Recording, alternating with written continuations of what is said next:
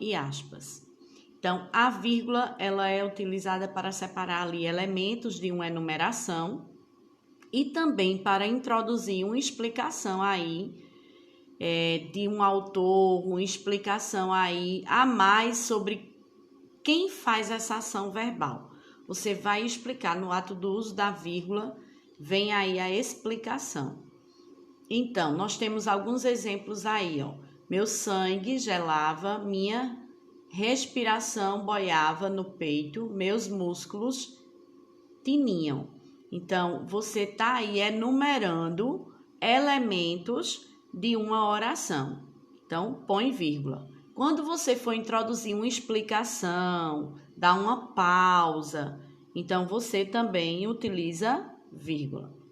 O travessão, ele é usado para intercalar as explanações, as explicações do autor, que o leitor, não é, que vai fazer ênfase aí, vai destacar, tá certo? Algo que vai ser lido e que você quer enfatizar que o leitor não vai conhecer, né? É algo novo, vamos dizer assim.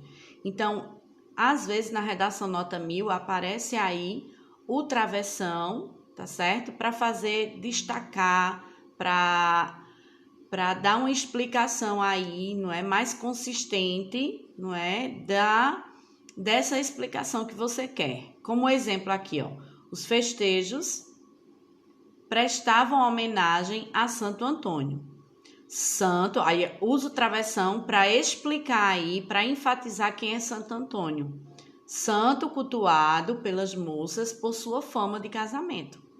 Então, você usa o travessão para enfatizar aí uma situação marcante, uma passagem marcante, tá certo? Às vezes, nas redações de nota 1000, tem aí o uso do travessão.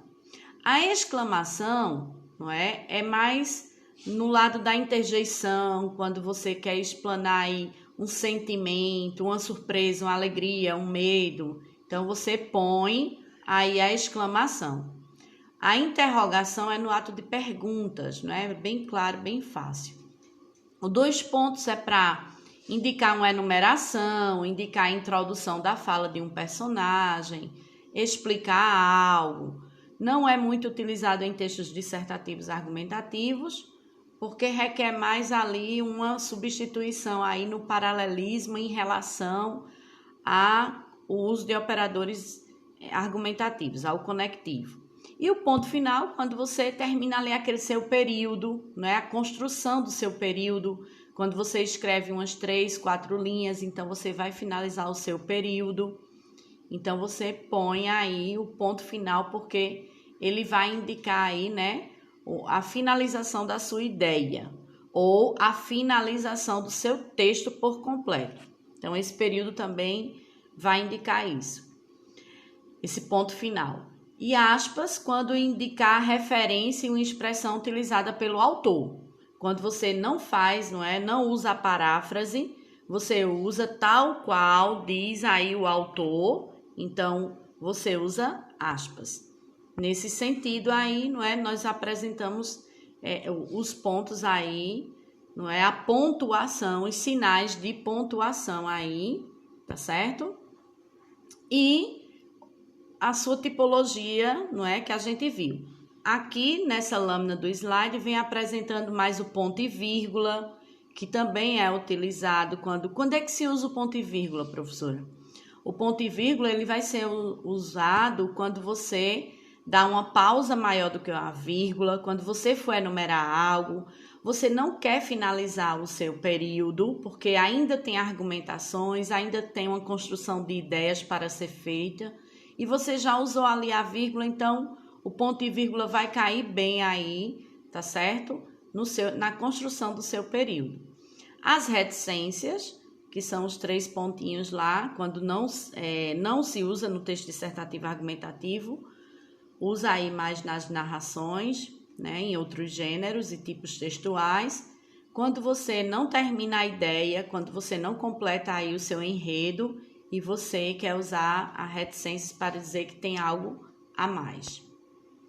Então, a vírgula, ela muda todo o sentido aí do seu texto, tá certo? Ela vem com essa mudança de todo o sentido de texto.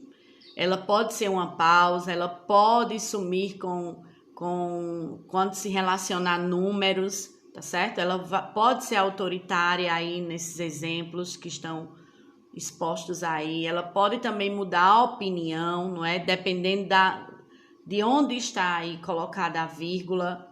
Ela vai enumerar, ela usa para o aposto, tá certo? Ela vem aqui com os empregos, vamos lá. Os termos da oração, em se falando de orações, emprega-se a vírgula para separar esses termos que exercem a mesma função sintática. Que função sintática? De sujeito composto, complementos e adjuntos. Então, usa-se vírgula, tá certo? Quando vem unidos aí, tá certo? Quando não vem unidos com o e, né? Que é uma conjunção coordenada aditiva, tá certo? Quando não vem com essa conjunção, então põe a vírgula. E esse sujeito composto, essa relação sintática, professora, me recorde aí, eu estou esquecido que é um sujeito composto. O sujeito composto, né, quando apresenta mais de um núcleo, tá certo? Então, como aqui no exemplo tá bem aí colocado, dei-me livros, revistas de arte, discos antigos e CDs, né? Para que eu possa curtir, vamos dizer assim. Então, aí nós temos um sujeito composto e está elencando todos os elementos, não é? Não vem aí seguidos da conjunção coordenativa aditiva, sindética aditiva, tá certo? Que é o e, então põe a vírgula. A vírgula também ela é usada para isolar o aposto. E o que é o aposto? Outro termo sintático aí. O aposto ele tem a função de explicar, de enumerar, de especificar, tá certo? Os elementos aí da construção do período. Então, o resto, as louças, os cristais, os talheres, irá todos aí fazer parte, deixa eu modificar um pouquinho aqui, irá nas caixas menores. Então, o que é que acontece? Eu estou explicando aí, é um aposto aí, não é um aposto explicativo, né? É um aposto enumerativo, porque está enumerando aí, tá certo? Esses objetos. Então, usa vírgula também. Então, outros termos aí, para isolar, tá certo? Para isolar aí o vocativo. Então, põe a vírgula. O que é um vocativo? Explicando mais ainda, é o termo que vai, sintaticamente falando, né? Ele vai invocar, ele vai chamar aí, tá certo? Como diz aí na oração, você ouviu Maria. Que notícia estranha. Então, Maria, não é? Eu tô chamando aí Maria para ela ouvir aí. Que notícia estranha foi essa, né? É uma pergunta. Então, põe aí a vírgula. Para isolar o adjunto adverbial, quando ele é extenso ou quando se quer destacá-lo, tá certo? Então, usa a vírgula. Lembrando que o adjunto adverbial não é aquele que indica circunstâncias de tempo, de modo, de lugar, tá certo? De intensidade. A gente lembra de advérbio. Então, à noite, faça um curso de inglês intensivo. Usa a vírgula também para isolar expressões explicativas. Aí, cuidado com isso. Como é o caso de isto é, por exemplo, ou melhor, a saber, ou seja, e outras. Então, você põe a vírgula também, tá certo? Quando for aí utilizar essas expressões explicativas aí, tá certo? Põe a vírgula, não esquece. Entregar-lhe os documentos foi, sem dúvida, um erro. Então, a vírgula também ela é usada nas orações coordenadas. Cuidado com as orações coordenadas. Usou lá na redação alguma coordenada, põe a vírgula. Emprega-se a vírgula para separar as coordenadas assindéticas. Aí a gente lembra das coordenadas assindéticas, que são aquelas que não apresentam operadores argumentativos, não apresentam os conectivos, não é? Foi à porta, espiou, correu para dentro assustada. E também as sindéticas, com exceção das introduzidas pela conjunção e, tá certo? tem uma regrinha para as introduzidas com a conjunção e. Talvez seja engano meu, mas acho-a agora mais serena. Então, prestem atenção, ó. Talvez seja engano meu, mas aí nós temos o mas isolado, não dentro desse contexto. Sabemos que o mas é uma conjunção coordenada sindética adversativa, só que aqui nesse contexto dessa oração, ela é uma oração coordenada aí, né? Faz referência a uma oração coordenada sindética adversativa, aditiva. Ela é adversativa, mas faz referência à aditiva. Por quê? Porque semanticamente falando, não é? Nós temos aí esse mais com o conectivo e aí. E acho-a agora mais serena. Então, tem que ter cuidado também com o contexto. Muitas questões de concursos públicos, do Enem, às vezes aparece isso. Então, há uma observação. As orações coordenadas sindéticas unidas pela conjunção e podem vir separadas por vírgulas. Quando, professora, isso acontece? Quando tiver sujeitos diferentes, olha o exemplo. Os técnicos virão aqui amanhã e o problema será resolvido. Ó. Quem virá aqui amanhã? Os técnicos, um sujeito. O que será resolvido? O problema, outro sujeito da oração. Então, admite-se a vírgula antes da conjunção coordenada aditiva, tá certo? E quando essa conjunção é repetida várias vezes, queria não ver, e abaixava os olhos e tapava-os com as mãos e sentia-se fechar em si mesma. Também aí usa-se a vírgula. A vírgula entre as orações aí, subordinadas substantivas. Vamos agora para as substantivas. Elas podem ser separadas por vírgulas ou por 2 pontos da oração principal, tá certo? Ele só pensava numa coisa, que não cederia, ó. Só pensava numa coisa, que não cederia. A gente estudou as substantivas já, né? Ao longo da nossa formação aí, nas aulas de gramática. E vimos que tem uma particularidade para a gente entender e compreender a conjunção integrante que, quando aparece aí, não é? Como oração substantiva. A gente faz aquela trocazinha, né? Ele só pensava numa coisa, né? Pensava nisso, que não cederia. Que não cederia. Então, acontece também nas orações subordinadas substantivas. Nas subordinadas adjetivas, somente as orações aí explicativas que devem ser separadas por vírgula. Aí a gente lembra do uso dos pronomes relativos que aparecem nas subordinadas aí, não é? Adjetivas explicativas, que é o que, o qual, a qual, onde, aonde.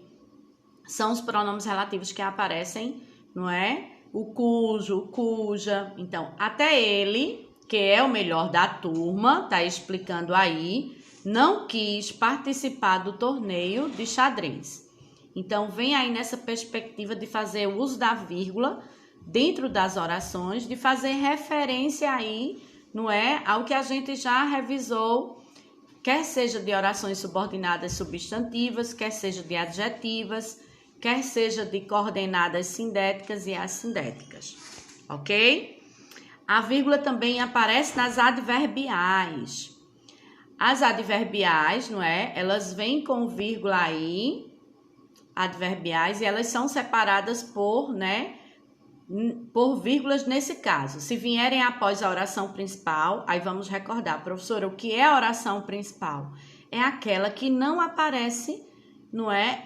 A conjunção, o conectivo, dentro das substantivas, das adverbiais e das adjetivas. Nas coordenadas, quando não aparece o conectivo, ela é chamada de oração coordenada assindética. Nas subordinadas, ela é chamada de oração principal, não vai aparecer o conectivo. Então, olha o exemplo.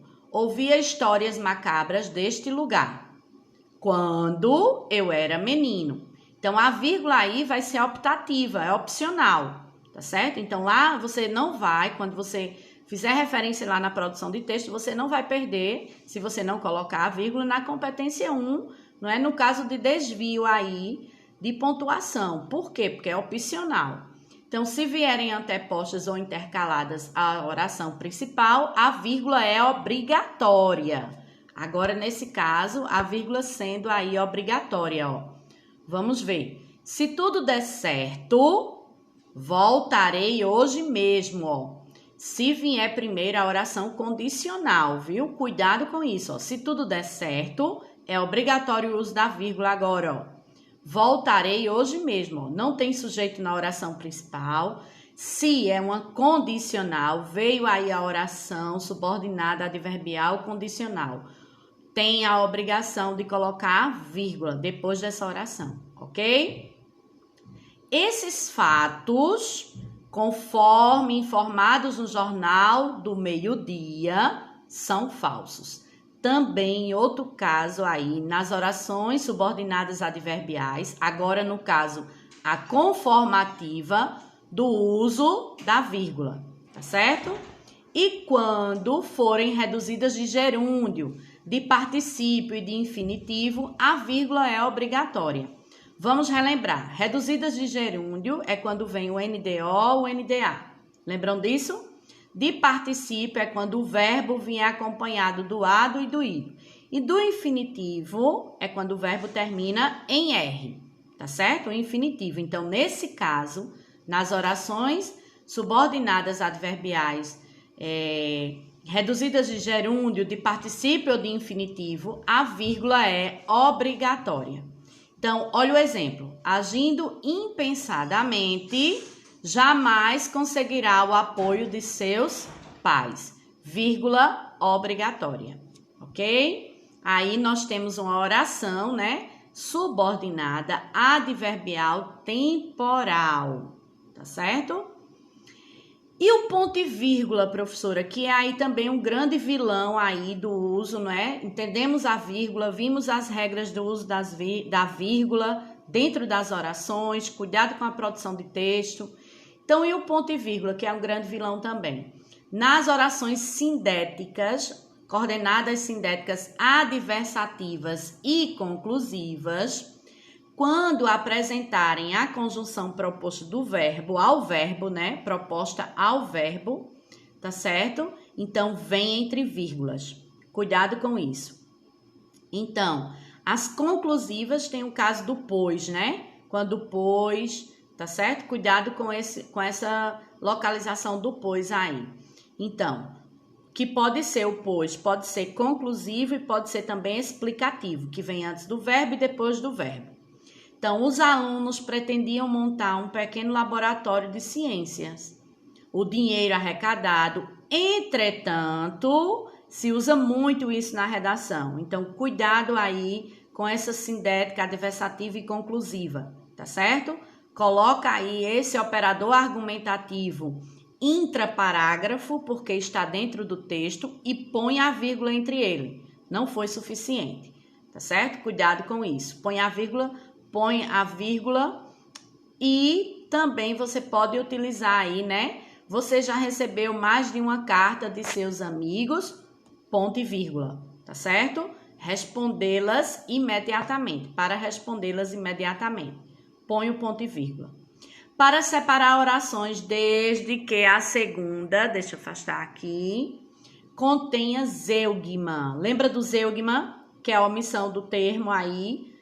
Vocês anseiam pela violência. Nós, né?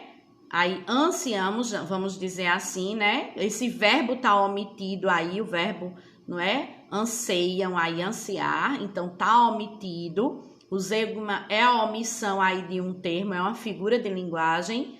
Então, põe aí o ponto e vírgula. Nós pela paz, ok? Então, ponto e vírgula é usado nesses casos explicados aí. Também para separar os itens dos enunciados aí, tá certo? De enumerações, quando você for fazer uma lista de enumerações. Então, aqui tem, ó, evite problemas procedendo da seguinte forma: não ligue ralos de fundo de quintais às redes de esgoto. Então, eu vou elencar aí, não é? Várias situações para poder colocar o ponto e vírgula aí, separando os enunciados enumerativos aí, tá certo? Aí nós já vimos, vai ter algumas lâminas do slide aí, que é o caso do vocativo, quando usa a vírgula, o deslocamento dela, tá certo? Quando é o caso de expressões explicativas, a gente já viu. O zeugma, quando se usa aí a vírgula e o ponto e vírgula. Separar orações coordenadas, tá certo? Sindéticas, adversativas aí. As aditivas, como já foi visto, só separar a vírgula se mudar o sujeito da oração, ó. Desfiz as malas e saímos juntos, tá certo? Então, separar orações adverbiais, a gente também já viu. Separar orações adjetivas explicativas, tá? Mais para revisão agora de tudo que a gente já viu. A questão da intercalação dessa vírgula, tá certo?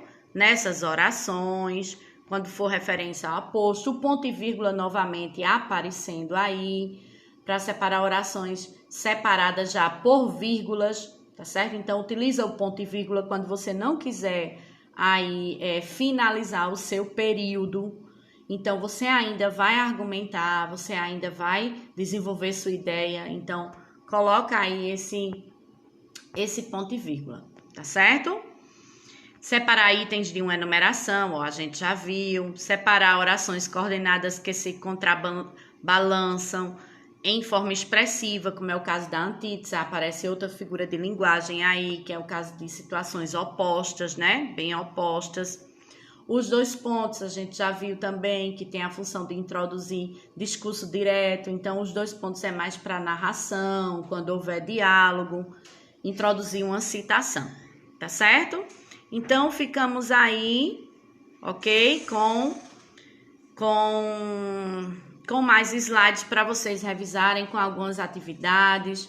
Ficamos aí com o parênteses, quando é que se usa o parênteses, tá certo? Para destacar algo. Eu não indico que vocês usem aí no texto dissertativo argumentativo. A questão das aspas para indicar o início e o final de uma citação, quando não for aí destacar alguma palavra do corpo do texto, tá certo?